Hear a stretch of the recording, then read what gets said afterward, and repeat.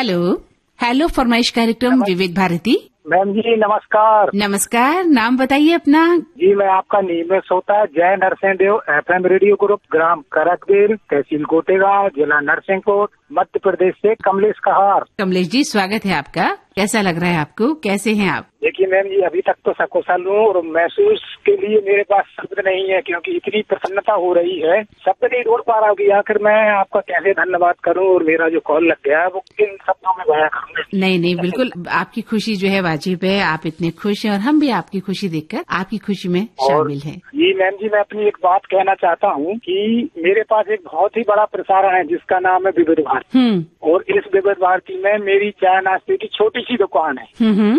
और इसमें बहुत बड़े बड़े कह सकते हैं श्रोता बंधु वो आते हैं, बुजुर्ग भी आते हैं, युवा भी आते हैं, बच्चे भी आते हैं, सभी आनंद पूर्वक कार्यक्रम का या विविध भारती का कार्यक्रमों का आनंद उठाते हैं। और सचमुच में रेडियो एक अद्भुत चीज है, संवेदन। मैं तो समझता हूँ रेडियो एक आठवां अजूबा है मेरे हिसाब से। अरे वाह, आप इतने रेडियो के मुरीद हैं, इतने दीवाने हैं, आपकी दीवानगी को हम सैल्यूट करते हैं। और यही दीवानगी जो है विविध भारती को इतनी ऊंचाइयों पर ले जाती है जहाँ हमारे श्रोता दीवानगी की हद तक चाहते हैं, है ना? जी। अच्छा, तो बताइए, आपकी दुकान में इतने लोग आते हैं, क्या बनाते हैं? चाय बना के पिलाते हैं उन्हें? बिल्कुल, चाय बनाते हैं, समोसे खिलाते हैं, गरम गरम जलेबियाँ बनती हैं। हमारे मुंह में भी पानी आ गया है। अच्छा, मैं तो मैम जी रह करके जलेबियाँ खाता रहता हूँ दिन भर। अरे कितनी जलेबियाँ खा जाते हो? अच्छी लगती मैम जी। हाँ, ये अच्छी बात है, तो ज्यादा भी मत खाइएगा।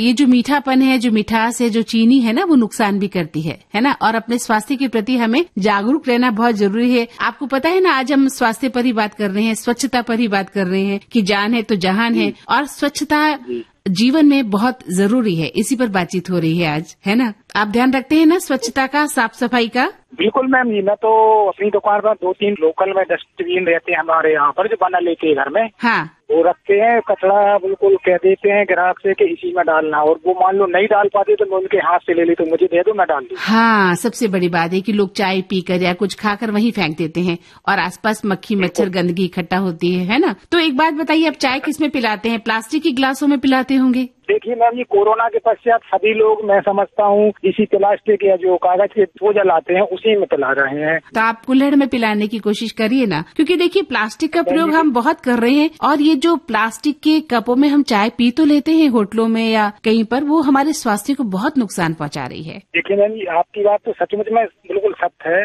लेकिन कुल्हड़ हमारे यहाँ पर नहीं है, कांच के गिलास जरूर है। हाँ, तो कांच के गिलास में चाय पिलाइए ना, वो ज्यादा बेहतर है ना, बजाय प्लास्टिक के। पीने वालों को भी नुकसान होता है और आपको भी नुकसान, इतना प्लास्टिक आपके आसपास पड़ा रहता है जो कि पर्यावरण को दूषित ही कर रहा है। सही बात मैम जी, वातावरण दूषित हो रहा है। हाँ, तो कांच के गिलास ले आइए, कोई दिक्कत नहीं, जहाँ तक हमें लगता है। जी। कोशिश करिएगा कि इस पर्यावरण को साफ सुथरा रखने में हम अपनी अहम भूमिका जो निभा सकते हैं वो तो कम से कम निभाएं। मैं तो समझता हूँ सरकार, आपका, हमारा और जो प्रसारण है सभी का दायित्व बनता है कि ये प्लास्टिक बंदी होनी चाहिए।